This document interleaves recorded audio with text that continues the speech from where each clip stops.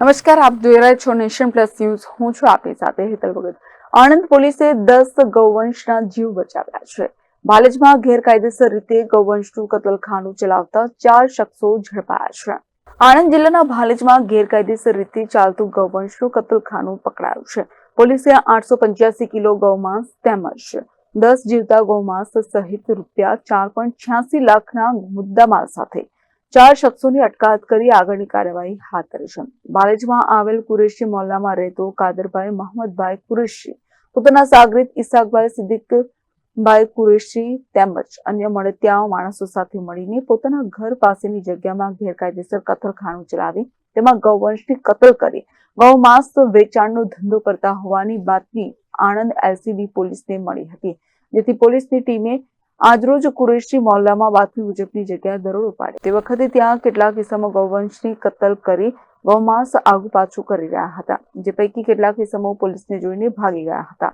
ત્યારે પોલીસે 885 કિલો ગૌમાંસ કિંમત રૂપિયા 1,77,000, 4 વજન કાંટા કિંમત રૂપિયા 5,500, 4 કુહાડી કિંમત રૂપિયા 400, નાની મોટી 29 છરીઓ કિંમત રૂપિયા 1450, લોખંડના મોટા 19 નંગ કોયતા છરા જેની કુલ કિંમત રૂપિયા 1,75,000, 8 મોબાઈલ કિંમત રૂપિયા 35,500, રોકડા રૂપિયા 62,500 તથા 10 ગૌવંશ કિંમત રૂપિયા 80,000 મળીને કુલ રૂપિયા 4,86,000 નો મુદ્દામાલ જપ્ત કર્યો છે.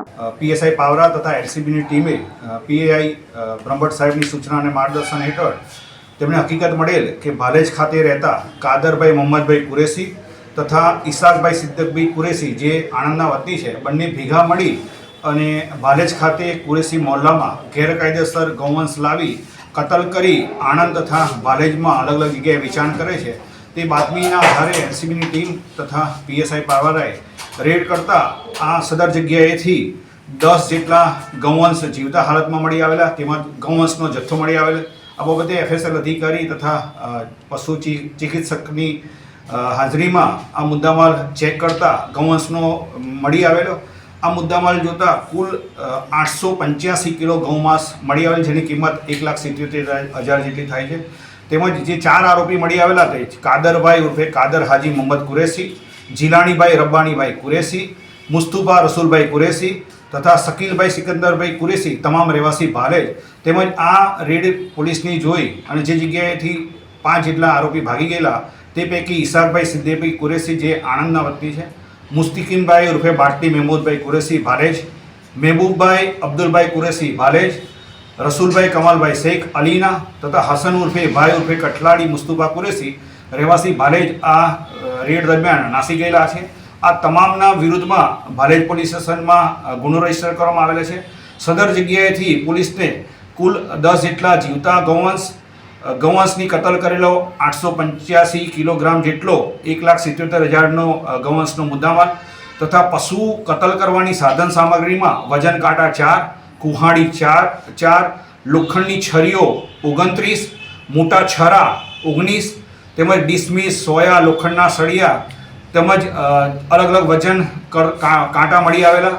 તેમજ આ જગ્યાએથી 5 જેટલા ગૌવંશની કતલ કર્યા બાદ મુદ્દામાલની હેરાફેરી કરવા માટે અને વેચાણ કરવા માટે રાખવામાં આવેલા વાહનો તેમજ 8 જેટલા મોબાઈલ મળી કુલ 4,86,000નો મુદ્દામાલ કબજે કરી આ તમામ આરોપીઓના વિરુદ્ધમાં ગુજરાત પશુ સંરક્ષણ અધિનિયમ BNSની અલગ અલગ કલમો તેમજ પશુ ક્રૂરતા અધિનિયમ હેઠળ ગુનો રજીસ્ટર કરી આગળની તપાસ પીએસઆઈ ભાલેજને સોંપવામાં આવેલ છે.